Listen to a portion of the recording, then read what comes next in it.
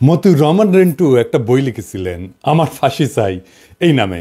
এই নামটা উনি দিছিলেন এই জন্যে যে উনি একজন মুক্তিযোদ্ধা, আওয়ামী লীগের একজন একনিষ্ঠ কর্মী, হাসিনার একজন গুণমুগ্ধ ছিলেন। সেই রেন্টু ভাই যখন হাসিনার ঘনিষ্ঠ হইয়া তার পৈশাচিক রূপ দেখলেন, তিনি তার পুরা পলিটিক্যাল জার্নির জন্য নিজেরই দায়ী করলেন। তিনি ভাবলেন, আমি কেন এই ভুল করলাম, এই দায় আমার, তাই আমি আমারই ধ্বংস চাই, আমারই ফাঁসি চাই। আমি ঠিক এইভাবেই আমি নিজে চিকিৎসক, ডাক্তার, ভালোবেসেই চিকিৎসা শাস্ত্র পড়ছি, আর এই চিকিৎসা ব্যবস্থায় যে অন্ধকার দিক দেখছি, যার মধ্যে কাজ করছি, তার ফলে আমার নিজের ফাঁসি নিজে চাওয়া ছাড়া মনে হয় মুক্তি নাই। তবে আমি এটাও মনে করি যে কোনো দেশের স্বাস্থ্য ব্যবস্থার মধ্যে ওই দেশে পরিবর্তনের চাবিকাঠি লুকায় আছে। আমি এই স্বাস্থ্য ব্যবস্থার সংকট নিয়ে কথা বলতেছি। এই সংকট কাটানোর জন্য এক বিপুল কাজ আমাদের করতে হবে। বাংলাদেশের স্বাস্থ্য ব্যবস্থার সংকট এবং সেটা থেকে উত্তরণের পথ নিয়ে সংস্কারের লক্ষ্যে একটা কমিটি হয়েছে, তারা কাজ করতেছেন। মন্ত্রণালয়ের দায়িত্ব আছেন আমার বন্ধু এবং গুরুজনেরা, তাই এটা আমার দায়িত্ব। আমি স্বাস্থ্য ব্যবস্থার সংস্কার নিয়ে আমি এই মন্ত্রণালয়কে, এই সংস্কার কমিটিকে আমি সাহায্য করব। 2টা এপিসোড করছি, আরও করব। আমি খুবই অবাক হয়েছি, অসংখ্য মানুষ সেই এপিসোডগুলো দেখছে। তার মানে স্বাস্থ্যের মতো বিষয় মানুষের বিশেষ আগ্রহের জায়গা। বাংলাদেশের পুলিশ আর ডাক্তারেরা কিছু মনে করবেন না, বাংলাদেশে এমন কোনো পরিবার নাই যারা স্বাস্থ্য ব্যবস্থা বা পুলিশ দিয়ে ক্ষতিগ্রস্ত হয় নাই। তার মানে এই 2 জায়গায় কি বিপুল আর ব্যাপক মনুমেন্টাল টাস্ক আছে সংস্কারের, সেটা সংশ্লিষ্টরা বুঝতে পারতেছেন কিনা জানি না। কিন্তু আমার মনে হইল যে আমি যেই পাটাতনে দাঁড়ায় সলিউশনগুলো দিয়ে বলতেছি আগের 2 এপিসোডে, সেই পাটাতনে না দাঁড়াইলে আমার সলিউশনটা আমি কেন দিছিলাম সেটা বোঝা যাবে না। আমার সলিউশন কোনো সেন্স মেক করবে না যতক্ষণ পর্যন্ত না যে ইতিহাস বোধের উপরে দাঁড়ায় আমি সলিউশনগুলোর কথা বলতেছি, সেই একই ইতিহাস বোধের উপরে আপনারাও দাঁড়ান, ডাক্তাররাও দাঁড়ায়, স্বাস্থ্য মন্ত্রণালয় দাঁড়ায়, সংস্কার কমিটি দাঁড়ায়। আসেন আমরা আদি ইতিহাস থেকে শুরু করি, চিকিৎসা ব্যবস্থা আর তার বিবর্তনের ইতিহাস দেখি। কোন ভাঙাগড়ার মধ্যে দিয়ে গেছে সেই চিকিৎসা ব্যবস্থা, আজ আমরা যার উত্তরাধিকার। এই চিকিৎসা ব্যবস্থার ফিলোসফিক্যাল জার্নিটা কি, আসেন সেইটা আমরা বুঝে দেখি। সারা দুনিয়াতে স্বাস্থ্য ব্যবস্থার মেরুদণ্ড চিকিৎসক, অথচ এই চিকিৎসকদের বিরুদ্ধে মানুষের পর্বত প্রমাণ অভিযোগ।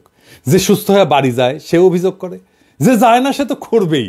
তবে এই যে অভিযোগগুলা, এটা যে শুধু বাংলাদেশে তা না, এটা সারা দুনিয়ার চিত্র। কারণটা কি? কারণটা হচ্ছে যে চিকিৎসা শুধু বিজ্ঞান না, এটা একটা আর্ট। সেবাগ্রহিতা হিসেবে থাকে একজন রক্ত মাংসের জীবন্ত মানুষ।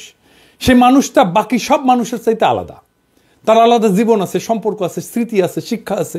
এই বিপুল বৈচিত্র্যকে মায়া দিয়ে, মমতা দিয়ে, দক্ষতা দিয়ে, বিজ্ঞান দিয়ে ম্যানেজ করাটা খুবই জটিল একটা কাজ।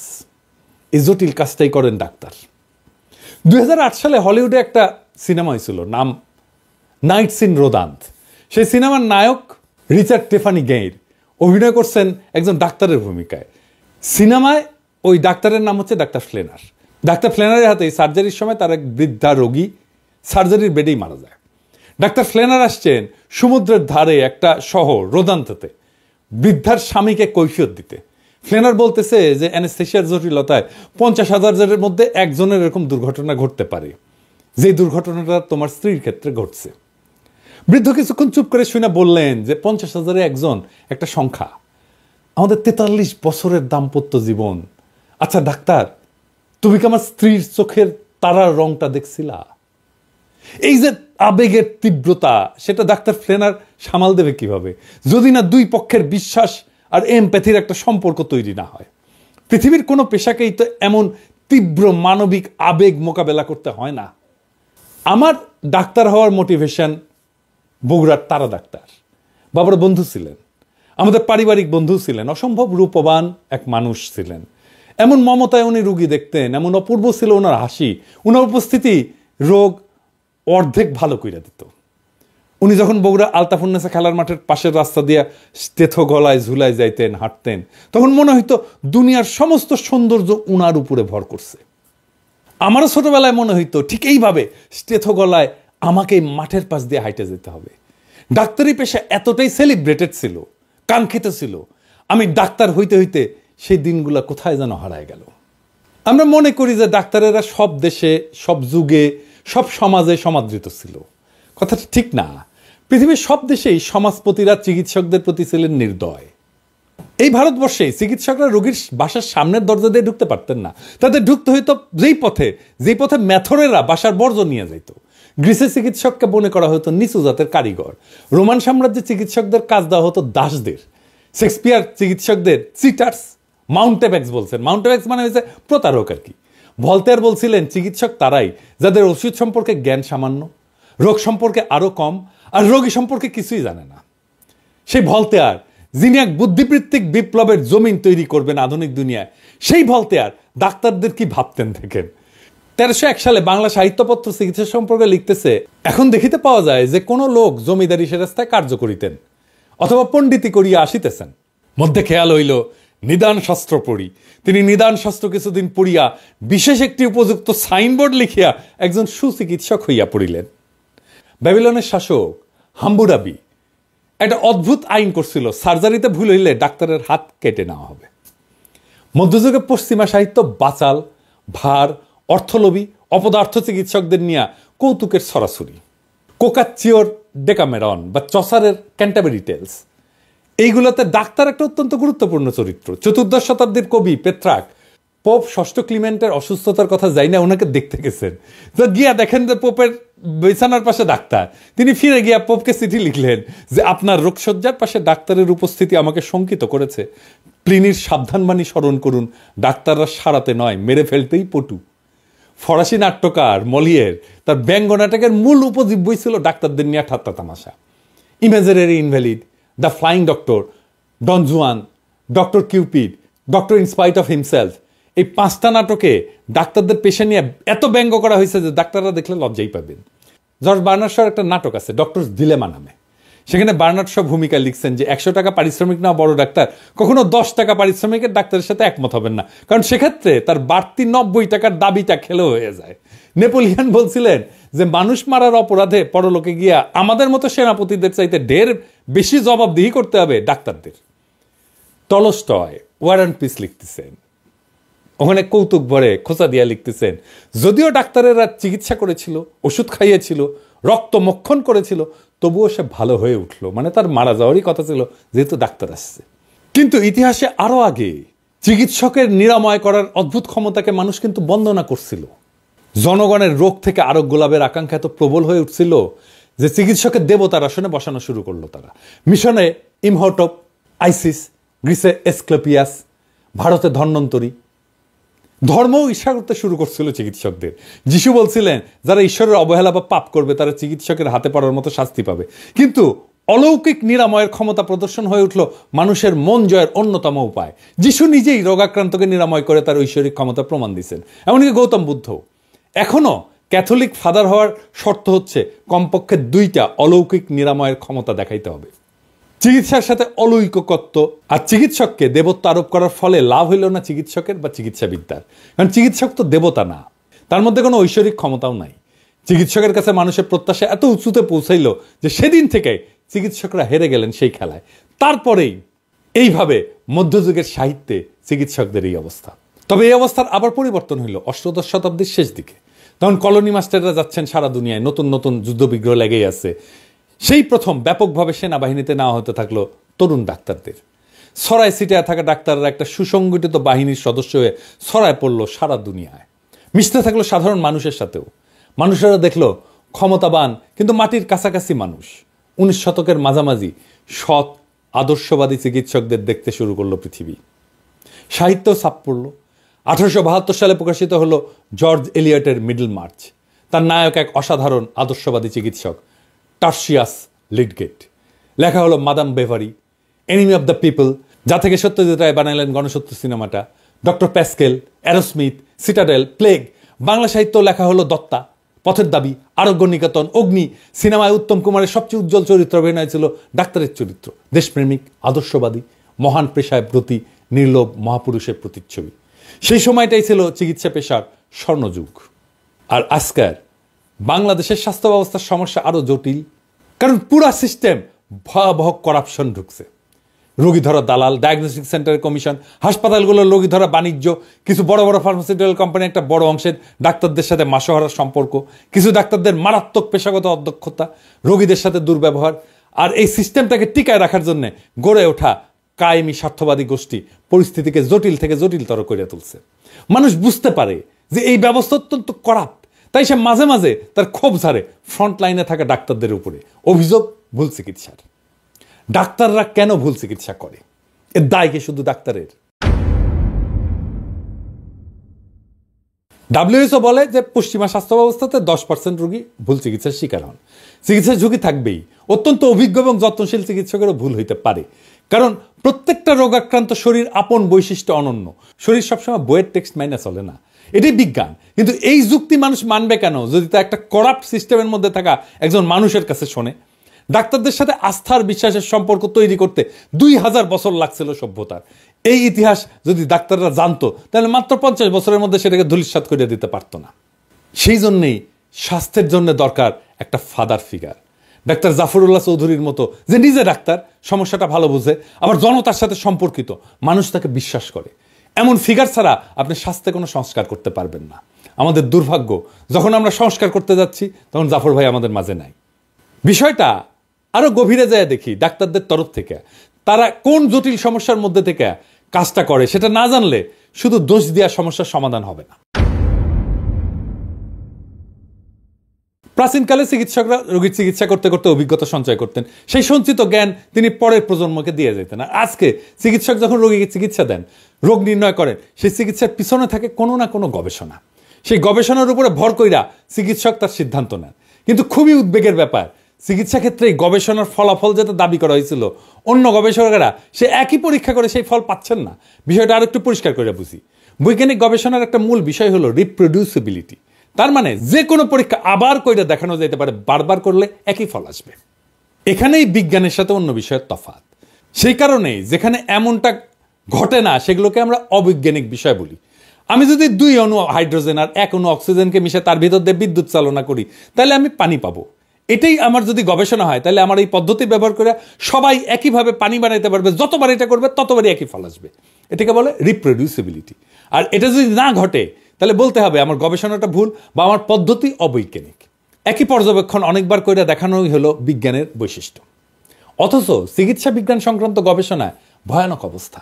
প্রকাশিত গবেষণায় যা ফল পাওয়া যায় বলে দাবি করা হচ্ছে, তার বেশিরভাগই আবার নতুন করে গবেষণা করলে আর পাওয়া যাচ্ছে না। মানে আগের গবেষণাটাই ছিল ভুয়া। এটা সামান্য কথা না, কারণ এই গবেষণার উপর ভিত্তি করে চিকিৎসার ব্যবস্থা তৈরি হয়েছে। সেই চিকিৎসা লাখ লাখ রোগীকে দেওয়া হয়েছে। এই দায় কি তাহলে চিকিৎসকের? 2011 সালে আমেরিকার ভার্জিনিয়া বিশ্ববিদ্যালয়ের সাইকোলজিস্ট ব্রায়ান নোসেক তার সহকর্মীদের নিয়ে সাইকোলজির প্রায় 100টা গবেষণা আবার করছিলেন। এই কাজটা ইন্ডিভিজুয়ালি করা হয় না, কারণ বিজ্ঞানীদের যা দিয়ে উৎসাহ দেওয়া হয়, যেমন স্কলারশিপ, পুরস্কার, কমিটি মেম্বারশিপ, এগুলো পাইতে হলে চমকপ্রদ গবেষণার ফলাফল দেখাইতে হয়। তাই আগে হওয়া গবেষণা নিয়ে কেউ আর কাজ করতে চায় না, একই কাজ আরেকবার করে দেখতে চায় না। অবাক ব্যাপারে 100টা গবেষণার 3 ভাগের 1 ভাগ গবেষণা ফল ভুয়া। মানে আগের ফলের সাথে নতুন ফল মিলতেছে না। 2015 সালে সায়েন্স জার্নালে প্রকাশিত হয়েছিল সেই ফলাফল, 3 ভাগের 1 ভাগ ভুয়া। তাইলে এই গবেষণাগুলোর উপর ভিত্তি করে যে চিকিৎসা তৈরি হয়েছিল তার 3 ভাগের 1 ভাগ ভুল হবেই, যার দায় চিকিৎসকের না। অনেকে মনে করতে পারেন সাইকোলজিতে মন নিয়ে কারবার, সেই মন তো আসলে অধরা, ধরা যায় না, তাই হয়তো এরকম অবস্থা। অন্যান্য শাখায় অবস্থাটা হয়তো তেমন খারাপ না, কিন্তু না। 2011 সালে বিখ্যাত ফার্মাসিউটিক্যাল কোম্পানি বায়ার জানাইলো যে ক্যান্সার সংক্রান্ত অনেক গবেষণা তাদের গবেষকরা আবার করে দেখছেন এবং মাত্র 4 ভাগের 1 ভাগ গবেষণার ফল মেলাইতে পারছেন। মানে 75 ভাগ ফল ভুয়া। পরের বছর আরেক ফার্মাসিউটিক্যাল কোম্পানি অ্যামজেন জানাইলো ক্যান্সার সংক্রান্ত বিখ্যাত 53টা গবেষণার মধ্যে মাত্র 6টার ফল তারা আবার মেলাইতে পারছে। মানে শতকরা 89 ভাগ গবেষণার ফল ভুয়া। একজনের গবেষণার প্রাপ্ত ফলের উপরে কাজ করে পরে কেউ একজন কাজ করে, এভাবে বিজ্ঞান আগায় চলে। তাহলে জ্ঞান যা গড়ে উঠছে তা কিসের উপরে গড়ে উঠছে? ভুয়া গবেষণা। Brian Nosek center for open science বলে একটা প্রতিষ্ঠান করছেন। তারা ক্যান্সার সংক্রান্ত 50টা নাম করা গবেষণা প্রবন্ধের ফলাফল পরীক্ষা করে দেখতে শুরু করলেন। 2012 সালে 5টা পরীক্ষা তারা করছিলেন প্রথমে, তার মধ্যে মাত্র 2টা পরীক্ষার ফল মিলছে, তা পুরোপুরি না। তাহলে এর অর্থ কি? এটা গবেষণা? এই গবেষণা ফাঁক ছিল, যা আগেই ধরা পড়ার কথা ছিল, অন্তত প্রকাশিত হওয়ার আগেই। তাহলে চিকিৎসা বিজ্ঞান কার উপরে নির্ভর করবে? এই ভুল আর মিথ্যা গবেষণা কর্মের উপরে এগুলো ছাপা হয়েছিল বিখ্যাত সব মেডিকেল জার্নালে। কিভাবে সেগুলো ছাপা হইলো? এত রিভিউয়ার আছে জার্নালগুলোর, তাদের কারো কাছে গবেষণায় ফাঁক ধরা পড়লো না। এই রিভিউয়ের প্রসেসটা বলি, যারা এই বিষয়টা সম্পর্কে জানেন না। ধরা যাক আপনি একটা গবেষণা ফলাফল পাঠালেন একটা জার্নালে ছাপানোর জন্য, সেই লেখাটা কয়েকজন সেই ফিল্ডের কয়েকজন প্রথিতযশা রিভিউয়ারের কাছে পাঠানো হবে রিভিউ করার জন্য, অনেকটা পরীক্ষার খাতা দেখার মতো। তারা সেই গবেষণাটা নিরীক্ষা করে দেখবেন গভীরভাবে যে গবেষণাটা ঠিক আছে কিনা। কিন্তু আসলেই কি তারা খুঁটায় খুঁটায় দেখেন? 1998 সালে বিখ্যাত মেডিকেল জার্নাল ব্রিটিশ মেডিকেল জার্নালের সম্পাদিকা ফিওনা গডলি একটা দুষ্টামি করে পরীক্ষা করছিলেন। তিনি একটা মন গড়া প্রবন্ধ 200 জনকে পাঠাইছিলেন এবং ইচ্ছা করেই 8 ধরনের ভুল ঢুকাই দিছিলেন। কেউই 8টা ভুল ধরতে পারেনি। 200 জনের কেউ 8টা ভুল ধরতে পারেনি। গড়ে সবাই 2টা করে ভুল ধরতে পারছিলেন। ইন্টারেস্টিং ফাইন্ডিংস এটা। আগের যে উদাহরণগুলো দিলাম সেখানেও দেখছেন 1/4 গবেষণা আসলে ভালো, 3/4 গবেষণা আসলে ভুয়া। হার্ভার্ডের একজন বিজ্ঞানী জন বোহানান একটা ধুনফুন গবেষণাপত্র যার পুরাটাই ভুয়া, তিনি সেটা 304টা জার্নালে পাঠাইছিলেন। সে বানায় বানায় লেখা গবেষণায় লাইকেন জাতীয় একটা গুল্মের ক্যান্সার রোধী কার্যকারিতা নিয়ে তথাকথিত গবেষণায় গাল গল্প করছিলেন। আশ্চর্য কথা, কেউই এই গাল গল্প ধরতে পারেনি, কেউ না। অর্ধেকের বেশি জার্নাল লেখাটা উৎসাহ নিয়ে ছাপতে চাইছিল। কাণ্ড দেখেন। এই যে ভুলগুলা হচ্ছে তার সবই যে ইচ্ছা করে করা হচ্ছে তা না। কেন এই ভুলগুলা হয় আমি সেই গভীর আলোচনায় আর গেলাম না, আপনাদের বিরক্তির উৎপাদন হবে। তবে আমাদের দৈনন্দিন জীবন থেকে একটু উদাহরণ দিয়ে দেওয়ার চেষ্টা করি কিভাবে ভুলগুলা হয়। যখন আমরা কোনো বিশেষ মতবাদকে মনে প্রাণে বিশ্বাস করি তখন চারপাশের পৃথিবীর খবরাখবরের মধ্যে সেই মতবাদের সমর্থন খুঁজি। এটার ইংরেজিতে বলে কনফার্মেশন বায়াস।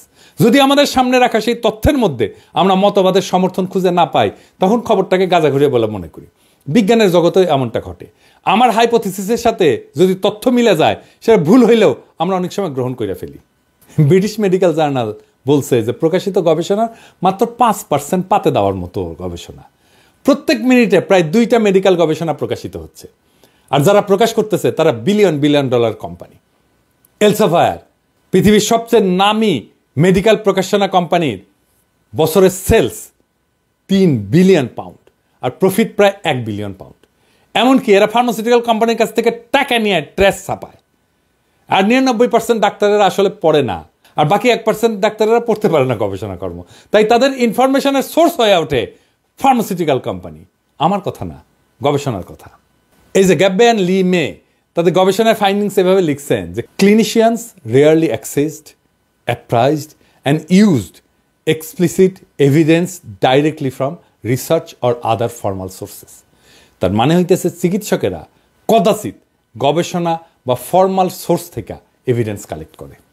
এর ফলে যারা মার্কেটিং আর প্রমোশনে বিলিয়ন ডলার খরচ করে তাদের প্রভাবে ডাক্তাররা এমন সব ওষুধ লেখে যা ক্ষতিকর বলে চিহ্নিত হয়েছে। এর মধ্যে 1998 সালে আমেরিকার 5টা ওষুধকে প্রত্যাহার করা হয়েছিল যেগুলো রোগীর কোনো উপকার তো করেই না, ক্ষতি করছিল। তার মধ্যে ছিল অ্যালার্জির ওষুধ, মেদ কমানোর ওষুধ, কোনো প্রাণঘাতী রোগ চিকিৎসার ওষুধ কিন্তু না।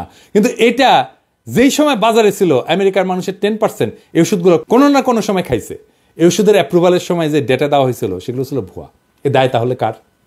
এমন মিথ্যা আর গাঁজাখুরি জিনিস গবেষণা বলে প্রকাশিত হয়েছিল নামকরা জার্নালে। 2001 সালে 40টা গবেষণা কর্মকে প্রত্যাহার করা হয়েছিল। 10 বছর পরে এই সংখ্যা বেড়ে দাঁড়িয়েছিল 400-র বেশি। অর্থাৎ মোট গবেষণার সংখ্যা বাড়ছিল মাত্র 1.5 গুণ। মেডিকেল জার্নালে প্রকাশিত উঁচু মানের গবেষণার প্রায় 15%ই আদতে যাচ্ছে তাই টাইপের গবেষণা। আমেরিকা সরকারের অফিস অফ রিসার্চ ইন্টিগ্রিটি 2008 সালে নেচার পত্রিকায় একটা রিপোর্ট প্রকাশ করে। তারা 2000 বিজ্ঞানীর গবেষণাকে 3 বছর ধরে নিবিড় পর্যবেক্ষণ করে দেখে এর মধ্যে 200টা গবেষণায় জোচ্চুরি আছে। প্রেডেটরি জার্নাল বলে মেডিকেল সায়েন্সে এক ধরনের জোচ্চুরি জার্নাল হয়েছে যেখানে আপনি মোটামুটি যা খুশি তাই ছাড়তে পারবেন, শুধু কিছু নগদ নারায়ণ ধরাই দিতে হবে আর কি। সহকারী অধ্যাপক থেকে সহযোগী অধ্যাপক, আবার সহযোগী অধ্যাপক থেকে অধ্যাপক হওয়ার জন্য মানে প্রমোশনের জন্য প্রকাশিত গবেষণা লাগে।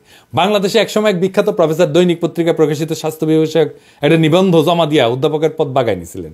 আমি হিসাব দিতে পারবো না এই প্রেডেটরি জার্নালে লেখা দিয়া কত অধ্যাপকের পদ বাংলাদেশের ডাক্তাররা বাগাই নিয়েছেন। তবে কেউ কেউ যে বাগাইছেন সে অনুমান অবশ্যই করা যায়, কারণ এই প্রেডেটরি জার্নালে আমার বন্ধু দেশের ডাক্তারদের লেখাই 50%-এর বেশি। ফার্মাসিউটিক্যালস কোম্পানি যদি চিকিৎসকের ক্লিনিক্যাল জাজমেন্টকে প্রতিস্থাপন করে তাহলে রোগী কি চিকিৎসা পাবে? গবেষণার নামে ট্র্যাশ যদি ভরতে থাকে মাথায়, কোনটা গবেষণা আর কোনটা ট্র্যাশ এটা বোঝার দক্ষতা যদি না থাকে তাহলে রোগী চিকিৎসা পাবে? রোগী যে শুধু চিকিৎসা পায় না, এটা সে তার কমন সেন্স দিয়ে বোঝে। তাই তার ক্ষোভ মাঝে মাঝে ছাই চাপা আগুনের মতো উদ্গীরিত হয়, সে স্বাস্থ্যকর্মীর উপরে ঝাঁপায় পড়ে। ডাক্তাররা সারা দুনিয়াতে কর্মক্ষেত্রে হিংসার শিকার হন। এই হিংসার বিস্তার এতই বিশাল যে 2002 সালে WHO-কে world report on violence and health প্রকাশ করতে হয়েছিল। WHO-র মতে 38% চিকিৎসক এবং স্বাস্থ্যকর্মী সারা জীবনে অন্তত একবার ভায়োলেন্সের শিকার হন। বিশাল ঘটনা, দুনিয়াতে কোনো পেশার ক্ষেত্রে এটা ঘটে না। আমি আলোচনায় গভীরে যাওয়ার আগে আপনাদের একটা বিষয় স্মরণ করে দিতে চাই। খেয়াল করলে দেখবেন ভায়োলেন্সের শিকার চিকিৎসক এবং স্বাস্থ্যকর্মীদের প্রায় সবগুলাই সরকারি বা পাবলিক। 2021 সালে বাংলাদেশের চিকিৎসক নিগ্রহের যে ঘটনাগুলো ঘটছে তা নিয়ে একটা গবেষণা প্রকাশিত হয়েছে। তাতে দেখা যাচ্ছে যে সমস্ত স্বাস্থ্যকর্মী কর্মক্ষেত্রে ভায়োলেন্সের শিকার হয়েছে তার 91% সরকারি ডাক্তার বা স্বাস্থ্যকর্মী। আউটডোর সার্ভিসের 80% আর ইনডোর সার্ভিসের 60% দেয় প্রাইভেট সেক্টর। অথচ কি অবাক বিষয়, পাবলিক সেক্টরের চিকিৎসক সংখ্যায় কম সার্ভিস দেওয়া বেশি পরিমাণে ভায়োলেন্সের শিকার হচ্ছে। আমি যেদিন এই ভিডিও রেকর্ড করি সেদিনই চিকিৎসা বিজ্ঞানের গবেষণা সংক্রান্ত ডেটাবেস মেডলাইনে ভায়োলেন্সে কিওয়ার্ড দিয়ে সার্চ দিলাম, দেখেন কি বিপুল পরিমাণে ভায়োলেন্স সংক্রান্ত আলোচনা আর গবেষণা মেডিকেল মহলে বাড়ছে। এই গ্রাফে অবশ্য এটাও দেখতে পারবেন যে চিকিৎসা বিজ্ঞান ভায়োলেন্স সংক্রান্ত আলোচনা শুরুই হয়েছে 80-র দশক থেকে। এখন প্রশ্ন হচ্ছে এই ভায়োলেন্স কিভাবে থামানো যাবে? তাহলে আমাদের দেখতে হবে ভায়োলেন্সের উৎস কি। বাংলাদেশের জিডিপির অনুপাতে হেলথ বাজেট 2012 সালের পর থেকে ক্রমাগত কমছে। এখন মোটামুটি জিডিপির 2%, দক্ষিণ এশিয়া এটা প্রায় 5.5%। প্রাইভেট সেক্টরের চিকিৎসা ব্যয় মেটাতে বছরে 4% মানুষ দারিদ্র সীমার নিচে চলে যাচ্ছে। বাংলাদেশে এক বছরে দরিদ্র কমে 1 থেকে 2%। শুধু চিকিৎসার ব্যয় মেটাতে গিয়ে দারিদ্র সীমার নিচে চলে যায় প্রত্যেক বছর 4% মানুষ। বাদরের তৈলাক্ত বাস ব্যয় ওঠার উপমার সাথে এটার কিন্তু মিল আছে। এর আবার গালভরা একটা নাম আছে, মেডিকেল পভার্টি ট্র্যাপ বা দারিদ্র ফাঁদ। হার্ভার্ড মেডিকেল স্কুলের সোশ্যাল মেডিসিন শিক্ষক পল ফার্মার এটাকে বলছেন স্ট্রাকচারাল ভায়োলেন্স। এর অর্থ হচ্ছে জাত, ধর্ম, লিঙ্গ, বর্ণ বৈষম্য, রাজনৈতিক হিংসা, যুদ্ধ, সামাজিক অর্থনৈতিক অসাম্য এসব কিছুই নির্ধারণ করে কে অসুস্থ হয়ে পড়বে এবং মেডিকেল সার্ভিস নিতে পারবে। তার মানে আপনি একজন স্বাস্থ্যকর্মী হয়ে এই বাজেটে কাজ করে নিজেই স্ট্রাকচারাল ভায়োলেন্সের অংশ হচ্ছেন। রোগীরা স্ট্রাকচারাল ভায়োলেন্সের শিকার হয় প্রথমে। ডাক্তার না জেনে না বুঝে স্ট্রাকচারাল ভায়োলেন্সের অংশ হয়ে যান। রোগীর স্বজনেরা সেই স্ট্রাকচারাল ভায়োলেন্সের ফিজিক্যাল এমবডিমেন্ট হিসেবে দেখে একজন ডাক্তারকে। তাই পাল্টা আক্রমণের লক্ষ্য হয় সে। আপনি স্বাস্থ্যকে প্রায়োরিটি না দিলে স্ট্রাকচারাল ভায়োলেন্স কমবে না।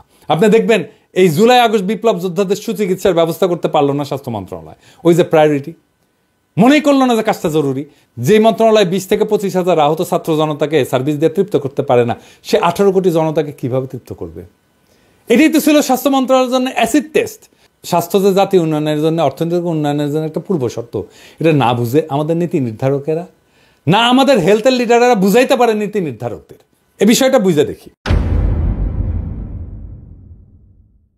2010 সালে একটা ইন্টারেস্টিং প্রবন্ধ প্রকাশিত হয়েছিল, nuclear weapons and neglected diseases the 10,000 to 1 gap শিরোনামে। এই প্রবন্ধে বলা হয়েছে 11টা পারমাণবিক শক্তিধর দেশ $10 ট্রিলিয়ন বেশি ব্যয় করছে অস্ত্র তৈরি এবং মেনটেন্যান্সে। আর সারা পৃথিবীতে 80 কোটি মানুষ কৃমিতে আক্রান্ত যে হয় তার বেশিরভাগই নিম্ন বা মধ্য আয়ের পারমাণবিক শক্তিধর দেশ। যেমন ইন্ডিয়াতে 14 কোটি, চীনে 8.5 কোটি। নেগলেক্টেড ডিজিজ কন্ট্রোলের জন্য বরাদ্দ সারা দুনিয়ায় $1 বিলিয়ন কম। অর্থাৎ $10 ট্রিলিয়ন পারমাণবিক অস্ত্র সম্ভারের 10,000 ভাগের 1 ভাগেরও কম। 2010 সালে ল্যান্ডসেটের 2 জানুয়ারি আরেকটা প্রবন্ধ প্রকাশিত হয়েছিল, neglected topical disease beyond the tipping point শিরোনামে। ওখানে প্রবন্ধকার বলছে যে ওভারসিজ ডেভেলপমেন্ট ফান্ডের মাত্র 0.6% বরাদ্দ আছে নেগলেক্টেড টপিক্যাল ডিজিজের জন্য। মাইকেল মমার্ট এসব বিশ্লেষণ করে বলছিলেন যে স্বাস্থ্য হইল দীর্ঘ সামাজিক প্রক্রিয়ার পরিণতি এবং ফলাফল। এই যে স্ট্রাকচারাল ভায়োলেন্স, তার শিকার হচ্ছে সাধারণ মানুষ, যাদের এই ভায়োলেন্সে কোনো ভূমিকা নাই, ভাষ্য নাই, কোনো অবস্থিতিও নাই। বাংলাদেশের মানসিক চিকিৎসকরা সম্প্রতি বলছেন যে বাংলাদেশের 4 জনের মধ্যে 1 জন মানসিক রোগে ভুগতেছে। প্রত্যেক বছর 10,000 জন মানুষ আত্মহত্যা করতেছে। এর কারণ হিসাবে বেকারত্ব, হতাশার কথা বলছেন ডাক্তাররা সাহেবেরা। এটা খুব গুরুত্বপূর্ণ কথা বলছেন, তা হচ্ছে বিচারহীনতা।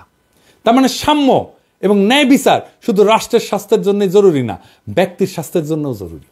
ভায়োলেন্সের the medicine the necessary politics of public health প্রবন্ধে বলা হয়েছে এই ভায়োলেন্সের ট্রিগারিং ফ্যাক্টরগুলোর সামাজিক এবং রাজনৈতিক ডাইমেনশন আছে। ভায়োলেন্সের প্রশ্নের সাথে জড়ায় আছে গ্লোবালাইজেশনের বিতর্ক। আলমা তার প্রাইমারি হেলথ কেয়ারের ঐতিহাসিক ঘোষণায় স্বাস্থ্য নিশ্চিত করার শর্ত হিসেবে শান্তি নিশ্চিত করার কথা বলা হয়েছিল, রাষ্ট্রীয় সংঘাত বন্ধ করার কথা বলা হয়েছিল, আর নিরস্ত্রীকরণের উপরে জোর দেওয়া হয়েছিল। ডাক্তারির খুব একটা অন্তর্গত দার্শনিক কন্ট্রাডিকশন আছে। আপনি খেয়াল না রাখলেই পা স্লিপ কাটবেন। এটা যে শুধু ডাক্তারদের বুঝলে হবে না, এটা বুঝতে হবে সবাইকেই। কত ধরনের সূক্ষ্ম সূক্ষ্ম ফাঁদ আছে, ট্র্যাপ আছে, পিছল জায়গা আছে, যেটা আমাদের খুব গভীরভাবে বোঝা দরকার। তাছাড়া শুধু ডাক্তারদের দোষী দেবেন কিন্তু ফল আসবে না। সংস্কারের কথা বলবেন, সংস্কার হবে না। কারণ মূল সমস্যার গভীরে যে বুঝতে হবে কোথায় সমস্যা। এই যে মেডিসিন শাস্ত্র বা চিকিৎসাবিদ্যা, এটার অন্তর্গত একটা হিংসার উপাদান আছে। একদিকে মেডিসিন আর্ট অফ হিলিং, আরেকদিকে রোগের হন্তারক। দুই ক্ষেত্রেই মেডিসিনের কেন্দ্রে আছে মানুষ। মেডিসিনের ঐতিহাসিক বিবর্তনের মাঝে অন্তর্গত যে দ্বন্দ্ব এবং টানাপোড়েন আছে, এইটা নিয়ে দেরিদার একটা লেখা আছে প্লেটোস ফার্মেসি নামে, আগ্রহীরা পড়ে দেখতে পারেন। সেখানে তিনি বলছেন ফার্মাকন এই শব্দটার অর্থ একদিকে বিষ, আরেকদিকে অমৃত বা নিরাময়কারী। মেডিসিনও তাই। আবার দেখেন, আমরা রোগকে দেখি বায়োলজির দৃষ্টিতে, কিন্তু রোগকে বায়োলজির দৃষ্টিতে দেখার একটা বিপদ আছে। যেমন হার্ট অ্যাটাক হইলে হার্টের রক্ত চলাচলের কার্ডিয়াক এনজাইমের মার্কার এগুলো দেখতে হয়, না দেখে উপায় নাই। কিন্তু রোগী তো একটা রোগাক্রান্ত দেহ না, একটা জীবন্ত মানুষ। ডাক্তার তো একটা বায়োলজিক্যাল এন্টিটিকে চিকিৎসা করতেছে না, একটা বায়োসোশ্যাল এন্টিটিকে চিকিৎসা করে। বায়োসোশ্যাল থেকে বায়োলজিকে যখন আলাদা করা হয় তখন হয় এন্টিটি রিডাকশন। এইভাবে রিডাকশনিজমের উপরে দাঁড়ায় আছে আমাদের চিকিৎসাবিদ্যা। তাই সোশ্যাল এন্টিটি যখন সামনে এসে দাঁড়ায় তখন সেটাকে পৃথিবীর কোনো দেশের ডাক্তাররাই আর মোকাবেলা করতে পারে না। আবার আরেকদিকে দেখেন, আমরা যখন অসুস্থ হয়ে ডাক্তারের কাছে যাই বা হাসপাতালে যাই, সেখানে দেখা হয় আমাদের ক্লিনিক্যাল হেলথ, মানে সেখানে ব্যক্তির শরীরটা দেখা হয়। আবার ধরেন এই কোভিড মহামারীর সময় আমরা তখন পাবলিক হেলথের দৃষ্টিকোণ থেকে দেখি, যেখানে কমিউনিটি গুরুত্বপূর্ণ, সেই সামাজিক অবস্থা গুরুত্বপূর্ণ যা পরিবেষ্টিত হয়ে মানুষ থাকে। যদি দুই ক্ষেত্রেই ডিসোশ্যালাইজেশন সমানভাবে কার্যকর থাকে, তাহলে দুই ক্ষেত্রেই যেটা হয় সেটা হচ্ছে ডিহিউম্যানাইজেশন। এরিক ক্যাসেলের একটা বেশ পুরনো লেখা আছে, শিরোনাম হচ্ছে দ্য রিলিফ অফ সাফারিং। সেখানে তিনি বলছেন, রোগাক্রান্ত হইলে মানুষের মানব সত্তার অনেক কিছুকেই তছনছ করে দেয়, ব্যক্তির সমগ্রতাকে ভেঙে চড়ে সাফারিংসের জন্ম দেয়। এই সাফারিংসের বোঝার ক্ষমতা আধুনিক মেডিসিনের নাই। আমাদের টেক্সট বইকে ঢেলে লিখতে হবে। পুরো টেক্সট বই আর শিক্ষাদানের পদ্ধতি না বদলাইলে চিকিৎসাবিদ্যা রোগীকে বায়োসোশ্যাল এন্টিটি হিসেবে দেখতে পারবে না। এইবার আসেন হাসপাতাল প্রসঙ্গে। আমরা ডাক্তাররা সবাই হ্যারিসন পড়ছি মেডিসিনের টেক্সট বই হিসেবে। সে খোদ হ্যারিসনে হাসপাতাল সম্পর্কে বলা আছে, হাসপাতাল হচ্ছে একটা ইন্টিমিডেটিং এনভায়রনমেন্ট, যেখানে রোগীর সেন্স অফ রিয়েলিটিকে অল্টার করে দেয়। এই সেন্স অফ রিয়েলিটি হচ্ছে রোগীর ব্যক্তিময়তা, মানুষ হিসেবে তার এন্টিটি। সেটা হারায় গেলে রোগী তার নিজস্ব জগৎকে হারায় ফেলে। সে হয়ে যায় একটা বেড বা কেবিন নাম্বার। হাসপাতালে এসে ব্যক্তিময়তা হারায় নৈর্ব্যক্তিক হয়ে যায়। আমরা নিজেরা বলি না বেড নাম্বার 14 রোগী, বেড কেবিন নাম্বার 1001 রুগী, বা অমুক প্রফেসরের রুগী, বা হাইপোথাইরয়েডের রুগীটা, বা রোগীর সেই হারায় ফেলা জগৎ এবং হাসপাতালের নৈর্ব্যক্তিক কেস নাম্বার দেয়া সাজানো জগতের দুর্বল লিঙ্ক হচ্ছে একজন ডাক্তার এবং তার ব্যক্তিময়তা। অথচ একজন ডাক্তার যখন গড়ে উঠতে থাকে, সে তার ব্যক্তিময়তা হারায় ফেলতে থাকে, তার জগৎ সম্পর্কে রিয়ালিটি বদলাইতে থাকে। বাইরন গুডের একটা অ্যানথ্রোপোলজিক্যাল স্টাডি আছে এই নিয়ে, শিরোনাম medicine, rationality and experience on anthropological perspective. এই বইয়ে তিনি দেখাইছেন যে কিভাবে মেডিকেল স্কুলে শুধু নতুন শব্দই শেখানো হয় না, চিকিৎসা শিক্ষার্থীর এক নতুন জগৎকে নির্মাণ করা হয়। একজন শিক্ষার্থীর ভিজুয়াল মেটাফোর বদলায় যায়। অ্যানাটমির কাছে ত্বক, যা অনুভূতির অঙ্গ, তা হয়ে ওঠে একটা শিক্ষার সামগ্রী, যা মাইক্রোস্কোপের নিচে দেখার অবজেক্ট। মোদ্দা কথা, চিকিৎসাবিদ্যা চিকিৎসককে যে বিপুল জ্ঞান সম্ভার দেয়, তাতে রোগী নিজের দেহ এবং অস্তিত্ব সম্পর্কে একটা হীনমন্যতায় ভোগে। এটাকে দর্শনের ভাষায় বলা হয় এপিস্টেমোলজিক্যাল হাইপোকন্ড্রিয়া। এই এপিস্টেমোলজিক্যাল হাইপোকন্ড্রিয়ার এক ধরনের নমনীয় হিংসা, এবং এই হিংসা ধারণ করেন চিকিৎসক নিজেই। আপনি খেয়াল করলে দেখবেন কিছু ডাক্তার তার রোগীকে অবলীলায় বলে, আপনি বুঝবেন না, আপনি কি ডাক্তার? আমি নিজে ডাক্তার হয়ে শুনি, আপনি কি স্পেশালিস্ট? আমি যদি স্পেশালিস্ট হয়ে প্রশ্নটা করতাম তখন কি বলতো আল্লাহই মালুম। আর্থার ক্লিনম্যানের একটা বই আছে, বেশ পুরানো কিন্তু প্রাসঙ্গিক। বইটার নাম ইলনেস ন্যারেটিভ। তিনি বলছেন, ডাক্তারদের সিলেবাসে এই বিশ্বাস জন্মানো হয় যে ডাক্তারদের জানা প্রয়োজন শুধু রোগের বায়োলজি, রোগের সাইকোলজিক্যাল, সোশ্যাল, কালচারাল অ্যাসপেক্ট জানাটা জরুরি না। ফলে একটা রোগ যখন রোগীর জীবনে একাধিক অর্থ নিয়ে হাজির হয়, সেটাকে বায়োমেডিক্যাল মডেলের মধ্যে ধরার চেষ্টা করা হয়। তখন শুরু হয় প্রসেস অফ ডিহিউম্যানাইজেশন। অথচ আমরা যেদিকে তাকাই না কেন, চারিদিকে আছে মানুষ, তার সমস্ত আকাঙ্ক্ষা, অপ্রাপ্তি, অসাম্য নিয়ে। সেই মানুষকে বাদ দিয়ে আমরা হামলায় পড়ি তার রোগের উপরে। রোগীর মধ্যে হাজির থাকা বায়োসোশ্যাল এন্টিটির বদলে রোগের উপরে হামলায় পড়ার ঘটনা ঘটে মেডিকেল ইন্ডাস্ট্রিয়াল কমপ্লেক্সের নিপুণ পরিচালনায়। কি এই মেডিকেল ইন্ডাস্ট্রিয়াল কমপ্লেক্স?